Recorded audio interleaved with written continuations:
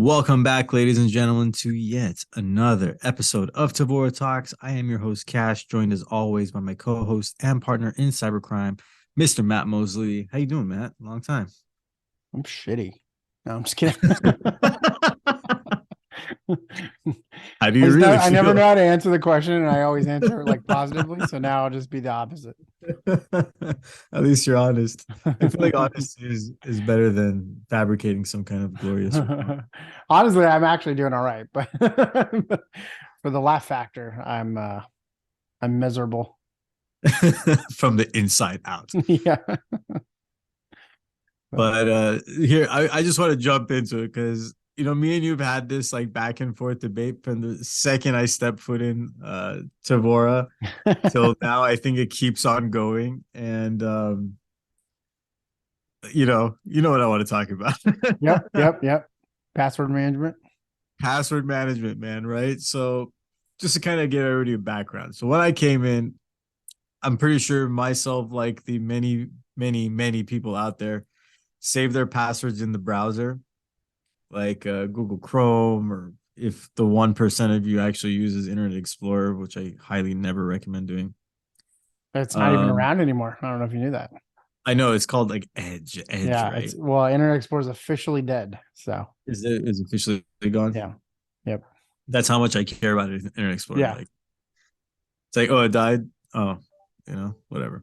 So I'll say this, back But in the day as a web developer, and I'm going to date myself here, when it was Netscape and Internet Explorer, Internet Explorer was I the remember shit. days. It was the shit. You could do so much with it, more than Netscape at the time. And I remember having to like spend hours coding a website, and then make it compatible for Netscape, because Netscape was the dominating force back then. So Internet What Explorer happened to at one Netscape? point was great, in my opinion. So Where did Netscape go? Where did it get dissolved to? I don't know. I just feel like it just stopped existing all of a sudden. He did, just out of nowhere. And but those were the days when you had to buy a browser. those aren't the days anymore. But I almost kind of wish there would be another company that would come out and just give you like a premium browser. Although there's a lot to choose from now. They're all pretty good. So Yeah, according to our glorious Google gods, Netscape on December 2007, AOL canceled its development but continued supporting the web browser with security updates until March. And that's it. It doesn't really even say what happened to it. So AOL killed it. I guess. Did you know AOL still survives today? Really? Doing what? Yeah. They just have all these people that still pay for it. It's like 1.5 million people still pay for the monthly subscription. Oh my God, And there is it's, AOL.com. I think it's people that want to keep their email addresses, or alternatively, I guess it could just be people that just don't even know they're paying for it. I don't know. I wish I had that business though. Can you imagine just collecting $10 to $15 a month from someone for years for nothing? Forever? That's wild. That's wild. I mean, we could start charging for our podcast. Our 5 people who listen to us will be able to buy a nice pizza. I mean, honestly, I'm surprised Tevora even pays for this podcast. Well, let's not jinx that. Yeah.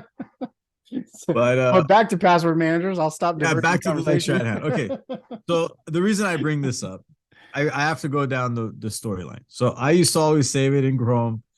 And then you realize I'm saving in Chrome. You gave me your spiel. You're like, what are you doing? You don't save passwords in the browser. And then I got into the research. I'm like, no, it doesn't save locally. Chrome is different. Anyways, I eventually crossed over to LastPass because you're like, LastPass is this, that. It's awesome, right? Whatever. Cross that bridge. The second I go to LastPass, they get popped like 4 times in a year. And the whole time I'm like, well, it's kind of like that supply chain thing. You're only as good as the service provider, right? I'm just saying, what's the common variable there? Me? Yeah, exactly. Yeah. So I guess to password manager companies out there, just make sure I don't sign on to your service. But man, they got popped again, and this time I guess it's like actually super bad because they're like, you all need to go reset every password that you have in here. I'm like, are you kidding? It's I pretty got bad. Yeah. I got 100 accounts in here. Who has time for that? Like, Well, and it's been a few months now, right? That they originally got popped, and the investigation just continues to go, which is good. I'm glad they're still investigating, all the details and everything. But as the details keep coming out every couple weeks, it just gets worse and worse and worse. Uh, and the latest, I mean, this week is not great at all. This is not good news. what is it? What are the new details? So apparently they've found now that one of the four key people at LastPass that had access to, I think what they said was this S3 bucket on AWS that had some cryptographic keys. I guess they're like critical database backups, right? And only one of four employees had access to this area of their network. And Okay. this DevOps engineer had his personal computer compromised, which allowed the attacker to gain access to that S3 bucket that had the Oh my god. LastPass production backups and My favorite critical scenario. database. Yes. So not good, because originally the backup data contained both unencrypted data and encrypted data for website URLs, website usernames, passwords, secure notes, and form field data, right? Form filled data, stuff that would automatically fill for you. Right, right. And so like that was already kind of concerning, because like I had secure notes in LastPass. I still have them because I couldn't delete them, or I guess I could go delete them, but at this point, what does it matter? But those notes had, information like social security numbers for my family, and notes like backup codes for other services. Just all kind like cryptographic keys like I would use for SSH servers, and just a bunch of stuff was in those notes on top of the fact that I had all my username and passwords. So as one of many users that uses LastPass, I'm pretty concerned now that they can possibly decrypt all that stuff, and not great. It's not great at all. Like at this point, you should just reset everything. Even if you've I moved to mean, a different password manager, you just should reset everything. it's like so much easier said than done. I feel like Oh, a 100%. breach this big, I feel like it's the responsibility of LastPass to go and say, okay, these are the, I don't know, top 500 identified, common domains, for example, that our users share. Like if everybody has a Google or email, for example, or like to your point, AOL login still, notify those companies and be like, you guys need to force all password resets. So I know which accounts need to get popped. Because like, let me go into my vault. I'm just curious how many different accounts I have in here. I probably have like at least like 50. I don't even know how many. Does it even tell you how many you got in here? Like I don't know about LastPass, but so I so many. migrated to Bitwarden, and I have 998 Yeah, see, logins. so I have 700. I have 75 secure notes, and yeah, I have a shitload. yeah, so in my personal I have 447. And in the business side for like Tevora, I have like 83 saved. Yeah, That's a lot. Who's gonna sit there? At LastPass, I feel like you need to compensate me for my hours of time yeah, to go through, and that's gonna take hours. and that brings up another point too. There's no credit monitoring or any service like that LastPass has to pay. There's no obligation here for them. That's wild. It's ridiculous. It's really bad.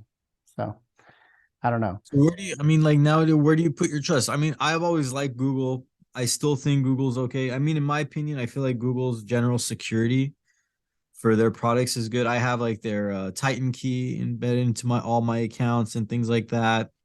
But there's that. From what I researched, I still really don't know if it saves locally. I don't think it does because your browser kind of goes with you. But LastPass, it obviously doesn't save locally, but let's look how that worked out, obviously. I mean, you're using what, Bitwarden now? Yeah. And what's to say they're like that's safe? Like they're possibly the next victim. You never know. Well, and so that's kind of what I want to do this episode about was really, yeah, what is a safe password manager? Because honestly, it's only a matter of time, right? If everyone moves to Bitwarden or everyone moves to 1Password or whatever the new hot services, um, there's going to be someone who's dedicated and persistent enough that they're going to go after this company and gain access, just like they did with LastPass, right? Yeah. Um, this LastPass was a company that got purchased by Logman, and there's only so much they can do from their side, right? From a security point of view. This was a developer, DevOps, that was running stuff on his personal computer. Yeah. And this persistent attacker, which I mean, we don't know who it was, but the level of sophistication and persistence here, I think I'd be surprised if it wasn't nation state. So I'm just gonna say that. But I mean, the fact, like, did you hear how they got into this person's computer? I didn't hear how they got in. I just noticed that like someone in one of the articles it said it was like a keylogger on there or something like that. Yeah. But I didn't So read further the into details of how the keylogger got there, I'm not really sure. But there was some mention of a third-party media software platform that was running on the DevOps computer, and that was compromised, which they think was what introduced the keylogger to the system, which then captured the login passwords after multi-factor authentication into the S3 bucket. Yeah, you still following me? I am, yes. Okay, so the third-party media platform was Plex. Now, I'm a Plex user, love Plex. I don't know, you use Plex, yeah? I use Plex. So Plex was compromised 12 days before LastPass was compromised, which is interesting, or 12 days after. I can't remember the details, but it seems like it happened all in the same time. And then as far as the details on how the keylogger got on the system, that has not been disclosed yet, but it's all related from what we can tell right now. And so I don't know. There's a couple things that go on there though, right? Like this DevOps person should not have been using their personal computer for this kind of stuff, especially if they're one of 4 employees that had this access to this critical database. Kingdom, 100%. Yeah, keeping billions of passwords for millions of people safe. Like you should not there should have been a lot more safety put in there, and that person should have known better. But anyway. I mean, in general, like I talk about that a lot when I, do some trainings with these big companies we deal with. And, this whole movement to work from home. Yeah, there's a lot of advantages to it, but the big factor of working in a corporation, you have the level of security around the internet of the company, right? The proxies, the firewalls, et cetera, going all the way down, SSO, all this good stuff. But when you're on your home network, you have a little, standard issued Wi-Fi router, for example. And then on top of that, you're definitely not using a company device. Like if that was a company device potentially that had some, next gen AV on it at the very minimum, that would have helped, I feel, a little bit more than like, oh, let me just log in from my other Windows PC that's like free for all. Yeah. Like that gives me anxiety personally. Like if I'm ever like remote somewhere, I have to do some work for a client on our, company laptop, I'll use my cell phone connection. I will tether. Yeah, especially if we're dealing with an incident, right? We don't know what kind of 100%. Yeah. Because I'm like, I always have this anxiety of like, my laptop is like strapped to me at all times. I never leave it in the car, nothing, because I'm like, I have access to, different VPNs on here. And I don't want to be that guy, like this guy in the story at all, at any point. So, and I don't have like the, critical access to these master databases like this person did, of course. Right. And that's like the weakest thing. Like your company could have the most robust security systems, but if the end user is not abiding by the, security guidelines, then what do you do? Yep. Yeah. I mean, it doesn't matter what you do. It doesn't matter what matter of security awareness training you do, what level, or how much security, how many cool technologies you have in your environment. If your people aren't going to adhere to the standards or adhere to the security that's in place. So For sure. You know, one thing I was like thinking, you know, we always say whitelist IP addresses, etc. I don't know why a lot of systems don't really implement and like go beyond that one level further and whitelist like also the device ID or the MAC address of the device or something. I don't know because you know IP can be spoofed, for example, right? yeah, but so can a MAC address. It can, but at least like I feel like the IP, you know, is a little bit easier to find out if you had to than to pop on the computer on the network and maybe get the guy's device MAC address. I don't know. I'm just thinking out Right. loud. But No, but there definitely should be some extra layers there. Like if you're one of 4 people in the company that has access to this special critical area of the network, why was there not some sort of bastion host or jump host that you had to go through? And, like you said, why isn't this whitelisted? Why isn't there all this extra security that was put there? And maybe there was, I don't know. Um, it sounds like they use multi-factor authentication, but because of the keylogger and stuff like that, they were able to get through that, or they were able to maybe use the remote code execution that got the keylogger on there in the first place, gave them remote access to that person's computer, and then from there they were able to do whatever. But I feel I just don't know. like what's the best way? I mean I really like this whole Titan key, UB key kind of style, right? Yeah. Because if you had that, even if they keylogger, you know, it's gonna say, you know, insert your device to continue. Like, what are you gonna do about that? I don't know. Is that can you YubiKey does have a like an add-on for Windows, and I would assume Windows servers, where you can use your YubiKey to authenticate to the machine. That would have been something that would have been good in this situation. So I don't yeah, know. you got something? We could go round and round on what could have happened, what could have been done better here. But I feel a lot from what it sounds like. well, and there's more details coming out. Maybe they did do all this stuff, and this persistent attacker could have just was able to bypass it because they had access to this one of 4 persons devices that had all the access it needed. Keys to the castle, essentially, right?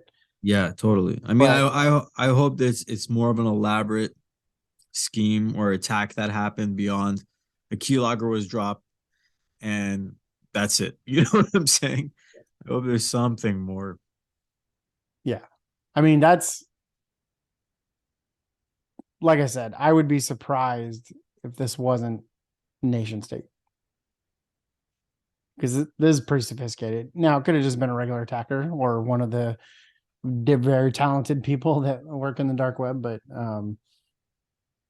whatever was at LastPass's systems or in the databases or whatever was definitely of something of value. Which, if LastPass had as many users as they claim they had, and I was one of them, I'm sure there was tons of passwords there, and that definitely makes you a very strong target for people that want to get access to other high value targets. So Now, here's something that came to mind based on what you just said. You were at LastPass. I wonder, since you're no longer with LastPass, do they purge your data?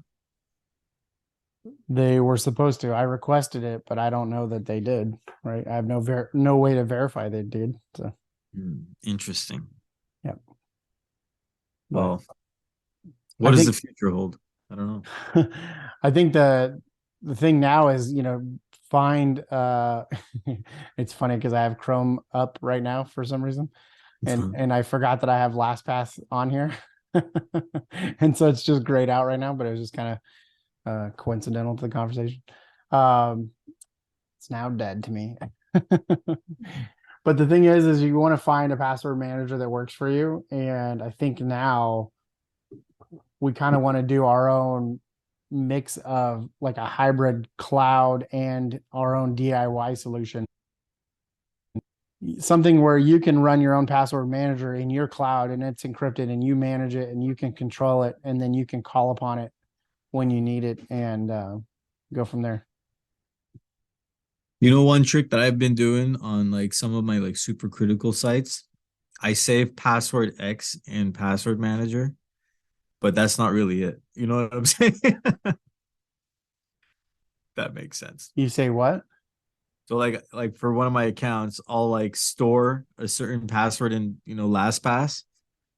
Uh-huh. So like when you go type my account in, it like auto fills, but that's not the actual real password. So then I'll like manually type it in. But then a keylogger wouldn't, that would be useless anyway, I guess, if you had a keylogger. But if somebody got my LastPass account, for example, like not all the passwords are actual.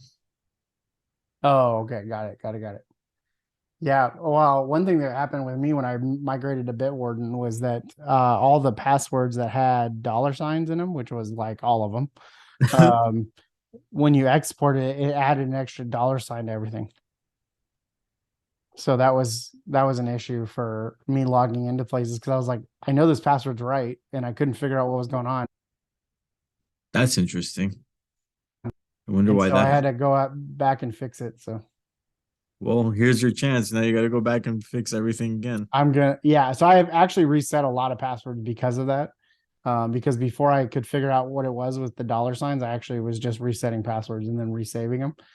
So at least I have that working for me, I guess. So, but there are DIY solutions out there, right? And there is things that you can, like, you can upload files to your cloud storage, Dropbox or whatever you're running. And then there's other apps like crypto. What is it called? Hold on, I have it. Crypto King. Cryptomator, Okay. and that allows you to encrypt files in buckets, containers in the cloud, and then you can decrypt them. I can decrypt them on my phone with my face or pen or whatever I want to do, and then I can access that database. And then whatever homegrown system you got running, I think some people were talking about some like Vault Warden or something like that, which I guess is like another version of Bitwarden, but it's self-hosted. Um, Something to look into. So. Hmm. But not Watch. great, man. This whole situation, Yeah, not great at all. not great at all. I mean, and to tack onto all the other sites and companies that consistently get breached, it's like I don't think there's ever any winning. It doesn't feel like it. No. But as we always No. say, job security. So, Yeah. Yep. but Uh, yeah, so I guess I got that off my chest. Thank you for getting me over to LastPass, Matt. Appreciate that. you're welcome. It was good for a good decade or so. And then you had to come along and ruin it. So I just ruined it. I ruined it for everybody. It's my fault, ladies and it's gentlemen. like that tabletop you did for Okta, and then like a week later they were popped in the exact Yeah, same way yeah, that you exactly. described. It's very Exactly. curious. Very curious how you managed to pull that off. I am part of APT. I won't tell you which one. But yeah, so okay, we'll see what the future holds for LastPass Manager and the rest of the password managers out there. Um, I guess like easier said than done, but I feel like because of these password managers too, we get lazy on cycling our passwords, right? So kind of maybe this is like a push to, cycle all our passwords anyway. But man, All thousand of them. what a daunting process. I'm not looking forward to that. Yeah. But like it's necessary. So There whatever. was a feature in What are LastPass, you and I gonna don't know do? if Bitwarden does it, but it used to, you could set it to like on certain accounts like Facebook, it would go in and reset, it would change the password for you. That'd be great. Like on a regular basis, it would just constantly be changing the password, which I thought that was a pretty cool feature. But I don't know that it does that anymore. I feel like that would need to like be provision on the service provider, right? To allow such a thing. But Well, I mean, it's a script by Bitwarden or LastPass or whoever, right? To just go to navigate to the page, reset, and follow a set of instructions until it doesn't work because Facebook changes or Meta changes their website. no, because like when you go to say reset password, it's like okay, we sent a link or a code to your email, then Oh, right, right. And you got to that confirm. whole Yeah, yeah. yeah. Like there has to be some kind of authentication token. Maybe that's why it only worked on a couple websites. Maybe they had that connection. But either way, like that would be great if they would allow that to happen. So maybe this is going to cause a change in just how sites communicate with these password managers. So who knows? Maybe there's a silver lining to all of this. We just don't know what it is yet. Hey man, funny things come out of times of desperation, right? So 100%. Like, we went into World War II in propeller planes and came out in World War II with jet planes. So see, yeah, now we're gonna get like the jet plane version of password manager coming at you summer 2023. And yeah, I'll just leave it at that. But I guess I mean I don't know. I kind of vented about that. Thanks for listening to me, Vince. Not just yourself, but our 3 listeners.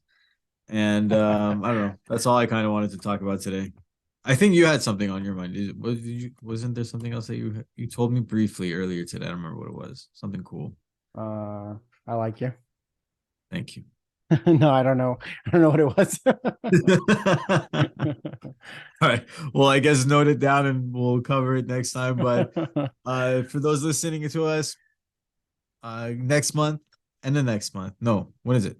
March or April? April. April, end of RSA. April. Yep. RSA, we're coming there.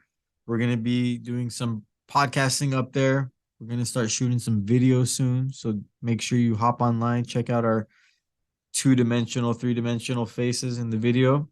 And and you get some swag. And I'm going to be at Net Diligence in Philadelphia in end of May, beginning of June. So there you go. And then we'll be at Black Hat as always. So look for us there. Time ticks by. DEFCON. And probably some B-sides. I don't know. Let's do it. We got a lot in store this year. Yep. A lot of stuff's going to happen. The hacker world will continue. We will continue to fight it or do our best at it. And I guess in the meantime, like us, subscribe to us. If you find a way to get a hold of me and Matt, hit us up. Let us know what you think. We're doing good. We got more than 3 now. We have 4 subscribers. So nice. We're on our way. Oh yeah, there you go. Platinum YouTube button. Here we come. One of these years coming at you 2050. But with that, I guess till next time, thanks for tuning in and we'll talk to y'all later.